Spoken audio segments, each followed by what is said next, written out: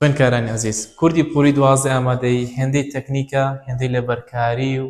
تێگەشتنیش ئەوەندە زۆری ناوێتن سەیری ئەم پرسیارە بکەن کە بەرایی 2025 ئەم ساڵ هاتبووە واتە تەمهیدی لە کام لەم کارەندەجێ نایلی کای بکرد دەچێتە نێوان نیشانەی و لەگەڵ بزوێنی بکە نیشانەی ڕابردووی تەواوی ڕاگەاندنە ئەو وەڵامانەی دایەتێ جەنابەت تەنها میمێکی لە بۆ زیادکە بزانە لە کامیان میمەکە دەکەوتە ئێرانە ئەو وەڵامیان ڕاستە تەماشاکە بانگ کردووە بە خۆت کاری ئەنجام دەڵێ بانگم کردووە میمەکەتە ئێرانە نەخێر وەڵامی ئەی هەڵەیە سەرکەوتووە بە خۆت کارەکە ئەنجام دەڵێ سەرکەوتوومە میمەکە کەوتە ئێرانە کەواتە دەکرێت وەڵامی بی ڕاست بێ